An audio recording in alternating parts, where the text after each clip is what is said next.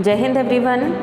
We have completed reading of part 1, his first flight of the chapter 3rd, the stories of flying. Part 1 हमने पढ़ लिया है young seagull के बारे में. अभी हम इसके क्वेश्चन आंसर्स को डिस्कस करेंगे. Why was the young seagull afraid to fly? Do you think all young birds are afraid to make their first flight, or are some birds more timid than others? Do you think a human baby also finds it a challenge to take its first steps? ये जो young seagull था ये उड़ने से क्यों डर रहा था, और क्या आपको लगता है कि सारे छोटे पक्षी इसी तरह डरते हैं या कुछ पक्षी दूसरे पक्षियों की तुलना में ज़्यादा डरपोक होते हैं? टिमिड मतलब डरपोक होते हैं. और क्या आपको लगता है कि जो मानव बेबी होता है वो भी इसी तरह कदम उठाने से डरता है, उसे भी ऐसा ही चैलेंज लगता है? इसमें 3 क्वेश्चंस आपसे पूछे गए हैं. अलग अलग पैराग्राफ्स में हम इनका आंसर करेंगे. फर्स्ट आंसर है why was the young seagull afraid to fly. वो क्यों डर रहा था उड़ने से? इसलिए डर रहा था क्योंकि उसे लगता था कि उसके पंख छोटे हैं और समुद्र इतना बड़ा है कि ये छोटे से पंख इतनी लंबी दूरी में साथ उसका दे ही नहीं पाएंगे, इसलिए वो उड़ने से डर रहा था.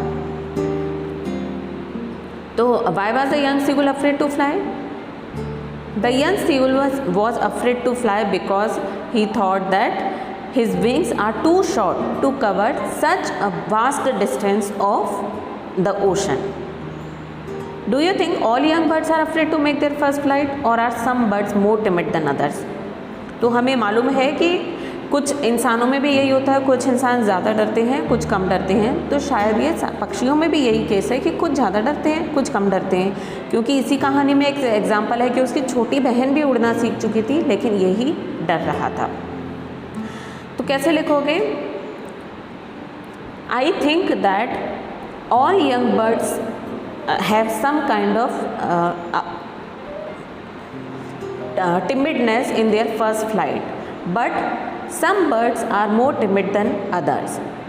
We can see one example from this story when the young seagull's little sister had already learnt to fly before himself.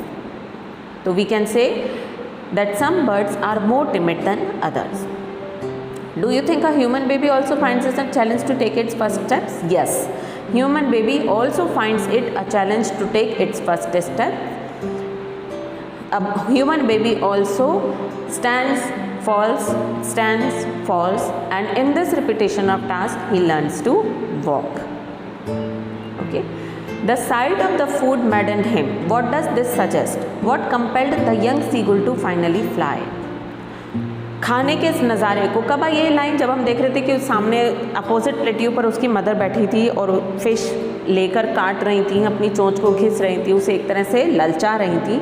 इस दृश्य ने उसे पागल कर दिया था. तो क्या पता चलता है? सजेस्ट मतलब क्या बताता है ये आपको? इस लाइन से ये पता चलता है कि वो कितना ज़्यादा हंग्री था, भूख के मारे वो पागल हो गया था.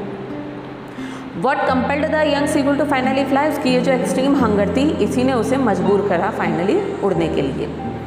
तो the site of the food मैडन्ड him. This suggest that he was very hungry and he needed food at any cost. What compelled the young seagull to finally fly? His extreme and uncontrollable hunger compelled the young seagull to finally fly. They were beckoning to him, calling shrilly. Why did the seagull's father and mother threaten him and cajole him to fly? वो लोग उसे बुला रहे थे चिल्ला चिल्ला के. क्यों यह सीगुल के फादर और मदर उसे धमका रहे थे और उसे उड़ने के लिए मजबूर कर रहे थे?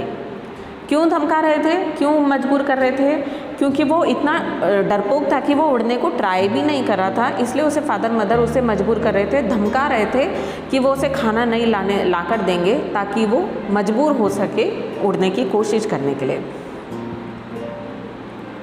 तो why did the seagull's father and mother threatening him cajole him to fly? The seagull's father and mother threatened him and cajoled him to fly because he was too afraid to even try for once. They wanted him to try and learn to fly. Okay? So they threatened him that they will not get him any food for him.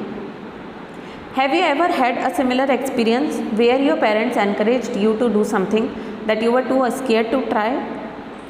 क्या आपके पास भी कभी कोई ऐसा उदाहरण अनुभव हुआ है जब आपके माता पिता आपको एनकरेज कर रहे हों कोई ऐसी चीज़ करने के लिए जिसको करने से आप डर रहे हों?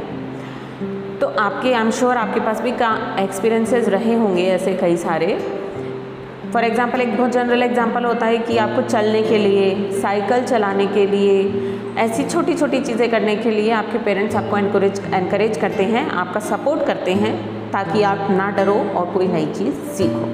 तो एक एग्जांपल हम यहाँ मेंशन कर सकते हैं वॉक सीखने का, चलना सीखने का, और साइकिल चलाने सीखने का एग्जांपल हम यहाँ पर मेंशन कर सकते हैं। हालांकि ये आपसे पूछी गई है और मैंने यही कहा है कि लैंग्वेज पेपर है, आपको कोई तथ्य नहीं रखने, आपको सिर्फ आपकी राय रखनी है। तो ग्रामेटिकली सही होते हुए आप जो भी चाहें आंसर इसमें लिख सकते हैं। Okay, in the case of a bird flying it seems a natural act or a foregone conclusion that it should succeed.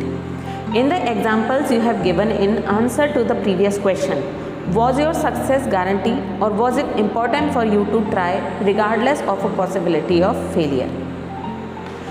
अगर किसी पक्षी के उड़ने की बात हो तो वो एक प्राकृतिक एक्ट नज़र आता है कि उसे तो उड़ना ही उड़ना है। हमें लगता है कि नहीं भी वो कोशिश करेगा तो उड़ना सीख ही जाएगा, और जब भी वो करेगा तो वो उड़ ही लेगा। ऐसा फेलियर होने का चांस हम कंसीडर इसमें नहीं करते कि कोई ऐसा भी पक्षी हो सकता है, कोई ऐसी फॉर एग्जांपल कोई ऐसी चिड़िया भी हो सकती है जो उड़ ही ना पाए, कभी सीख ही ना पाए।